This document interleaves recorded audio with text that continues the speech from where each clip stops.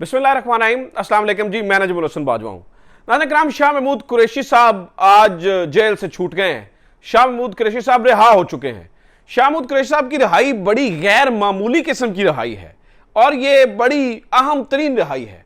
आमतौर पर होता यह है कि जब भी कोई तरीके इंसाफ का रहनुमा जो है ना वो रिहा होता है तो दो किस्म के मॉडल्स पर काम किया जाता है। या तो बाहर किसी और जिले की पुलिस खड़ी होती है जो वहीं से उसके हाथ को पकड़ती है और कहती है चल भाई 3MPO के तहत तुम्हारा दूसरे मुकदमे में दूसरी जेल में चलो।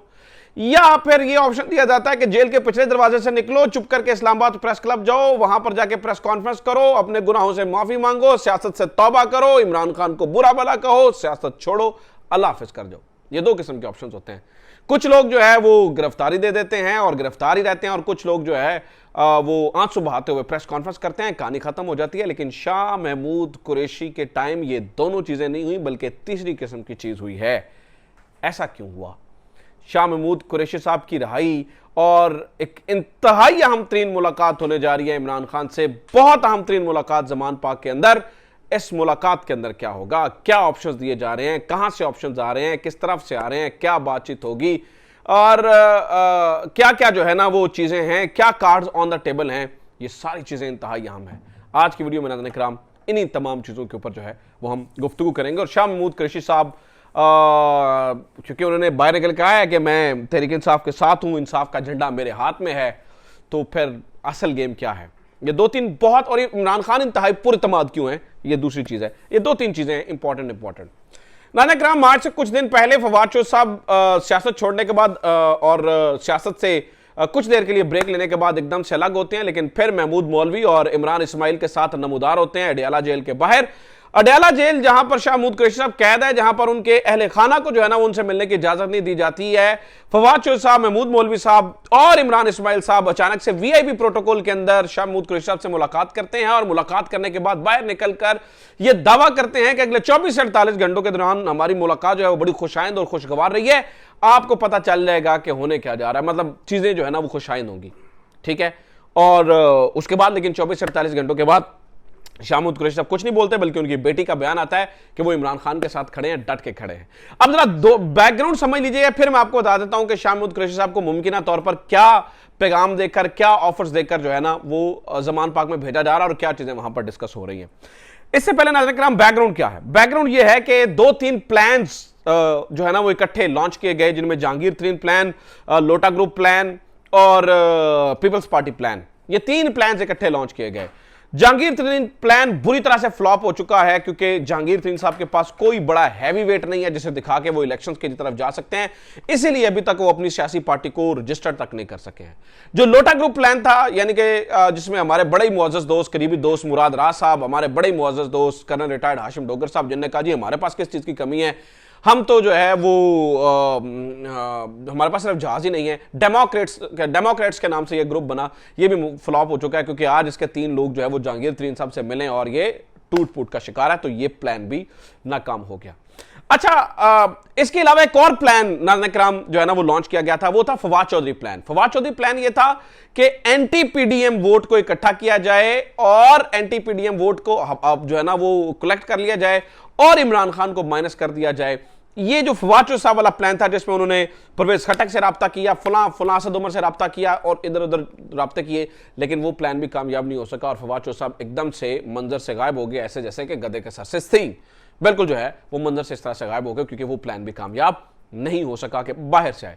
एक और प्लान भी इस तरह से चीजें इसलिए भी कामयाब नहीं हो सकी कि जितने लोग इस वक्त तहरीक इंसाफ को जो MPS जो छोड़ रहे हैं या छुड़वाया जा रहा है, वो लोग जो है वो ये समझते हैं कि अगर हमने तहरीक इंसाफ को छोड़ना है तो किसी ग्रुप को ज्वाइन ना करें, वरना हम पर लग जाएगा ठप्पा और जो हमने वोट, जो हमारा जाती वोट बैंक है वो भी मुतासिर हो जाएगा। क्योंकि इस टाइम कहा जा रहा है इमरान खान को तो खंबे को भी टिकट दे दे तो भी जो है वो इस वक्त जो है ना वो जीत सकता है। तो अब बैकग्राउंड को समझिएगा, ये 4-5 इकट्ठे plans, plan A, plan B, plan C, D सारे हो गए हैं फ्लॉप। अब शाह महमूद कुरैशी साहब की होती है एंट्री। शाह महमूद कुरैशी साहब की बातें दो तो हैं बड़ी अच्छी और दो के ऊपर है सवाल।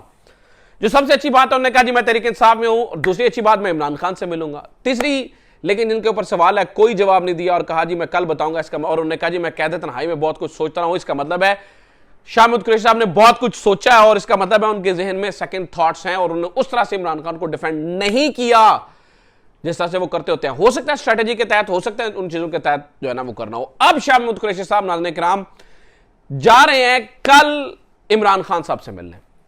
Now again this is very important. अब मैं जिस मुलाकात का जिक्र कर रहा था, अब मैं उस जगह पे आ गया हूं कि क्या क्या ऑफर्स होंगी। नाज़रीन किराम मैंने बड़ी देर पहले आपको कहा था, देखिए कि मुफाहमत के अलावा, बातचीत के अलावा और कोई ऑप्शन नहीं है। ठीक है, रियासत के साथ जो भी टेबल पे बैठता है, रियासत पहले उसका बाजू मरोड़ के बताती है भाई तुम वीक हो, तुम वीकर साइड पे हो, हम बराबरी की सतह पे मुज़ाकरात नहीं कर सकते। इसलिए मैं कह रहा था कि थोड़ा सा आर्म ट्विस्ट किया जा रहा है, उसके बाद मुज़ाकराती टेबल पे बैठेंगे। मुझे ये लगता है कि बहुत सारे लोग कह रहे हैं minus Imran, minus Imran, minus Imran.